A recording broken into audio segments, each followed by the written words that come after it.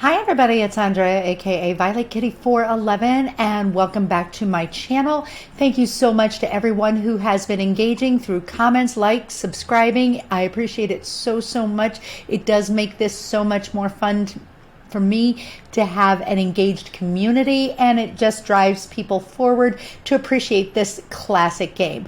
So let's get down to brass tacks. We are in the last household for Sim State University that is attached to Pleasant View. For the record, the mystery of the Tri-Var sorority will continue in the Kittyverse Let's Play, so do stay tuned for that.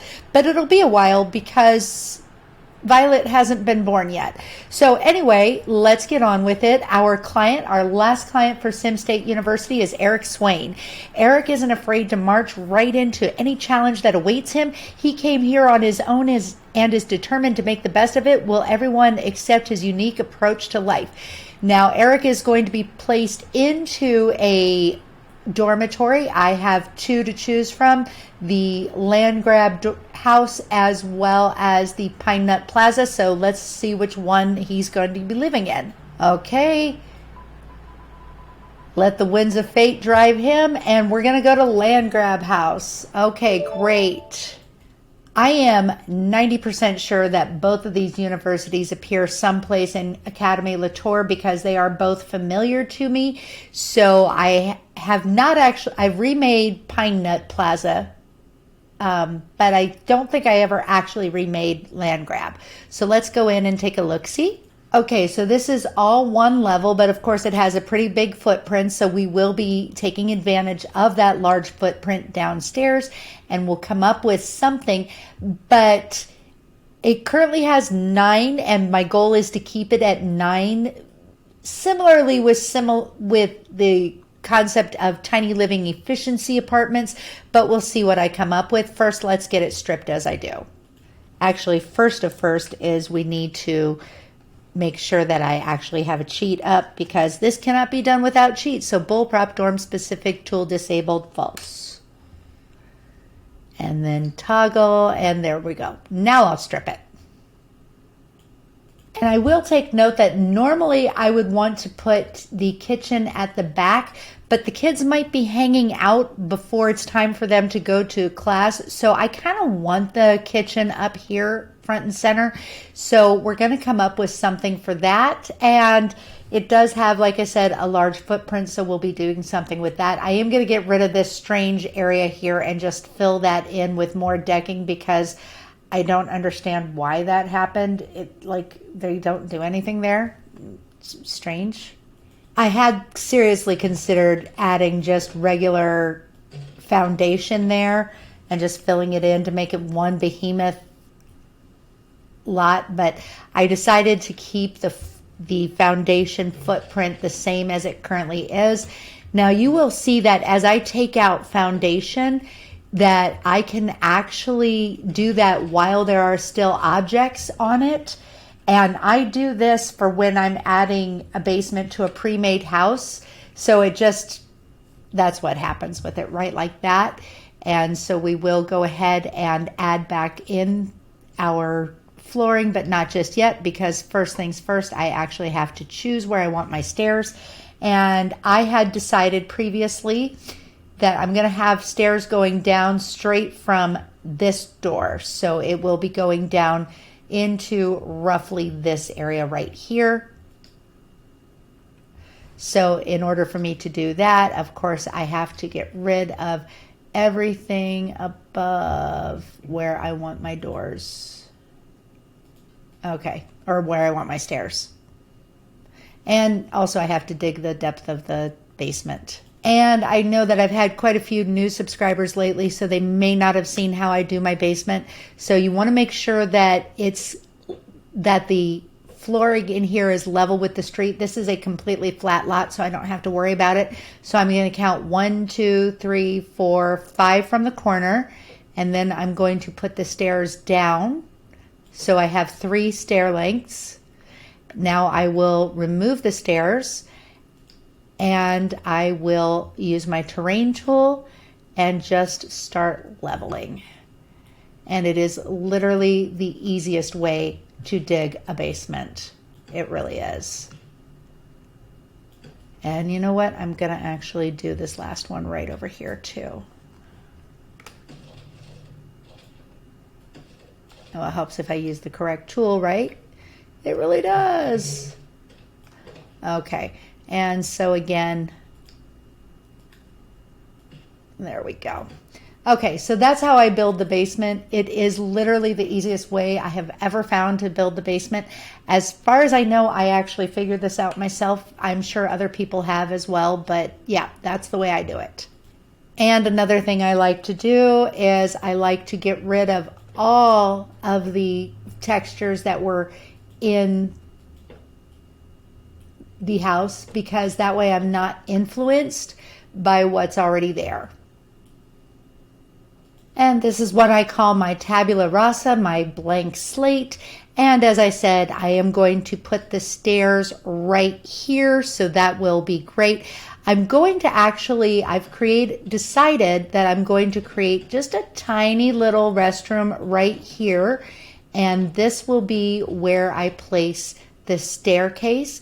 Now, if you're placing a staircase as opposed to the connecting stairs, they only need 3 slots of open space above them, but you do have to put the wall in first before you put that down. If you're using the connecting stairs, you have to have four spaces of open above them. So what I like to do is put it where I want it to be and then click my page down. And oh dear, that didn't work. Did I do it wrong? Or let's see. Okay, well, right there. That's where we want it. Okay, that's perfect. So over here, we've got a clearly delineated space as to be, this will be the cafeteria as well as the main study hall. And this will be the general living, or I mean by general living, I mean the dorm rooms, because legally we cannot put dorm rooms in the basement, or at least not in human life, because they have to have a window in the event of an emergency. So I will keep in line with actual laws and not do anything. And down here will be the common living area. Now I'm going to do very similar self-contained units like I did in the SimState dormitory, but they will be a little different. So I'm going to go 1, 2, 3, 4, 5, 6, go that all the way across, and then we will do by 4, and we'll do by 4 here. No, that's 3. No, that was 4. Okay, and I do have a little kill area right here, which I will find something to do with. I might be using it as a common bathing area, but I don't know for a fact. Okay, so that was 4 of my rooms, and here's the other 3, and so they will be 9 rooms that are 4 by 6. So pretty decent rooms, not gonna lie. That would be, in human terms, 10 by 15 feet.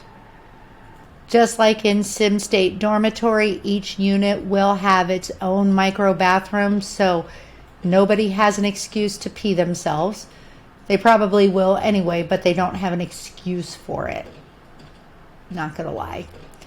As a matter of fact, in Sims 4, there is a special award if you have a sim on a lot with 5 or more toilets and they manage to pee themselves. It's called the No Excuse Award.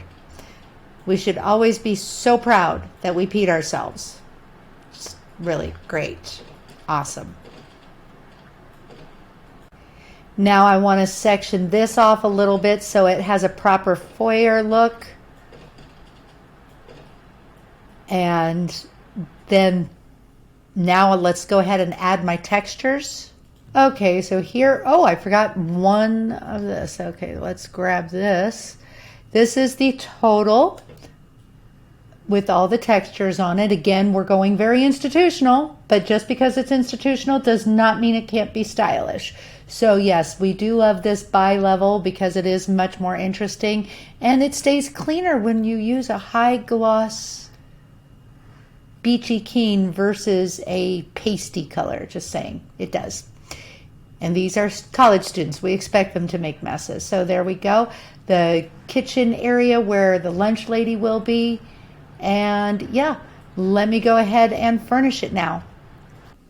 And now for the reveal. So I did give it a new texture. Love that. We've got some of the castaway bushes because we love maintenance-free bushes. These, of course, are the season's fruit trees. And llamas, they're not free of labor, but you know, they're fine. And more fruit trees. Now let's pan out and see what we've got. One of the senior classes decided to play a prank and write Gerbits on the roof. And you know what? Sim State University decided to keep it. It's been there for years. I wanted you to see it from the neighborhood view. Gerbits, Gerbits, Vogue Gerbits. And as we enter, we are presented with the flight of stairs to go down to the basement. We'll save that for later. To the right of the entrance is the cafeteria and the main living area. So we've got just comfy area where they can play games, watch some TV. We've got group study area right here.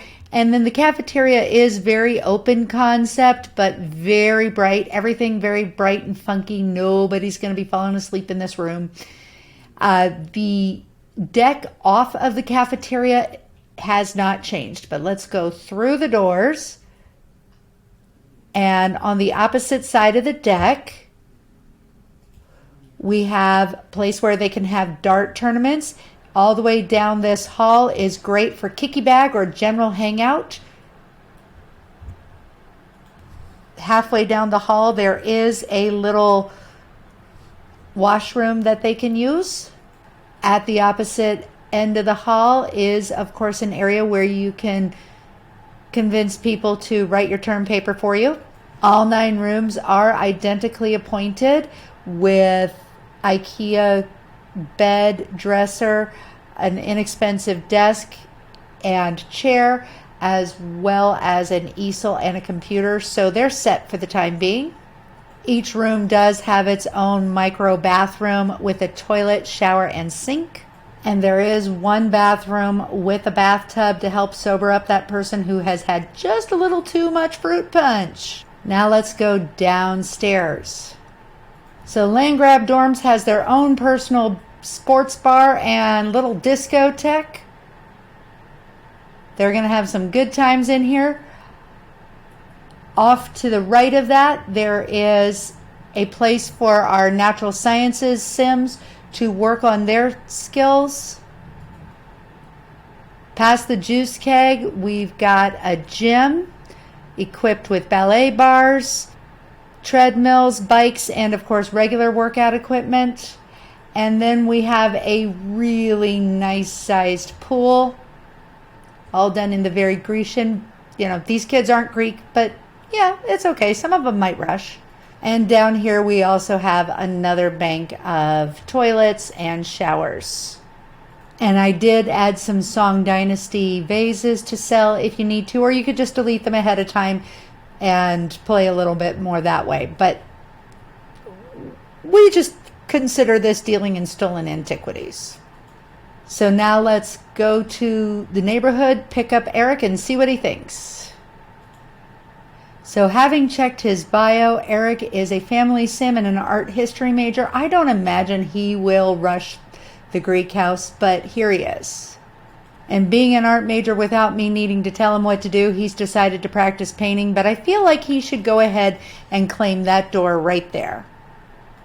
And why don't you use the toilet and get just a little clean? Empty that bladder, which is always needing to be emptied first thing when you move in. Okay, and now we'll go check out here. Oh, lunch guy is actually a guy, not a lady, so hi, he's making pancakes. That's very cool. Why don't we sit here and wait for the pancakes? Oh, they're ready. No need to sit. Why don't you just grab some instead?